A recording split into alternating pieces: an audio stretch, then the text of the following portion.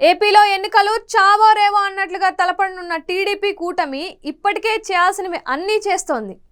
ఏపీలో 0.5% vote share ఉన్న బీజేపీని తమతో కలుపుకోవడం వెనుక వ్యవస్థలను సానుకూలం చేసుకోవడం అన్న ముందు చూపు ఉందని అంటున్నారు.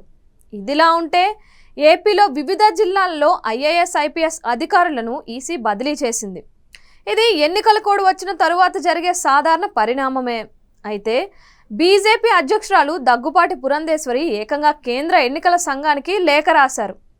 ఏ చోట్ల బదిలీలు చేయాలి, ఎవరిని నియమించాలి అన్న దాని మీద కూడా ఆమె లేఖ రాశారు. దాని మీద వైసీపీ మండిపడింది. ఇవన్నీ పక్కన పెడితే లేటెస్ట్గా టీడీపీ కూటమి కేంద్ర ఎన్నికల సంఘాన్ని కలిసి అతి ముఖ్యమైన డిమాండ్ని ముందు పెట్టింది. ఏపీలో సజావుగా ఎన్నికలు సాగాలి అంటే ప్రస్తుత రాష్ట్ర ప్రభుత్వ ప్రధాన కార్యదర్శి అలాగే డీజీపీని బదిలీ చేయాల్సిందే అంటూ కోరింది.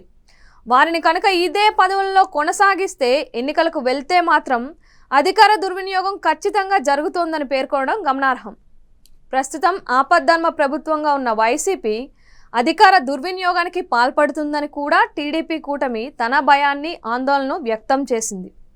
ఈ కీలక అధికారులు ఇద్దరు పదవుల్లో ఉంటే కనుక ఏపీలో ఎన్నికలు ప్రజాస్వామ్యబద్ధంగా జరిగే అవకాశం లేదని కూడా కూటమి నేతలు ఈసీకి ఫిర్యాదు చేశారు.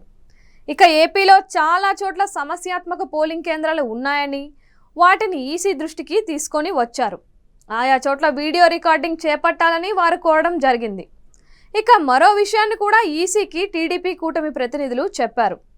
ఈ రోజుకి కొందరు అధికారులు ప్రభుత్వానికి అనుకూలంగా వ్యవహరిస్తున్నారని, అటువంటి వారిని గుర్తించి ఎన్నికల విధుల నుంచి తొలగించాలని వినతి పత్రాన్ని అందజేశారు. ఇంటెలిజెన్స్ ఐజీతో పాటు వివేక్ యాదవ్, రఘురామిరెడ్డిపై కూడా తాము ఎన్నికల కమిషన్కు ఫిర్యాదు చేసినట్లు తెలుస్తోంది.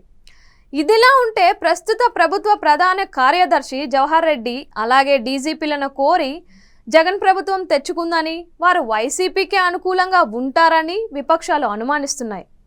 వారు తమ వినతులు మాటల కంటే వైసీపీకే ఎక్కువ విలువ ఇస్తారని నమ్ముతున్నారు. దాంతో వారిని తప్పించాలని కోరుతున్నారు. మరి ఈసీ సంచలన నిర్ణయం ఆ దిశగా తీసుకుంటుందా లేదా అన్నది చూడాల్సి ఉంది.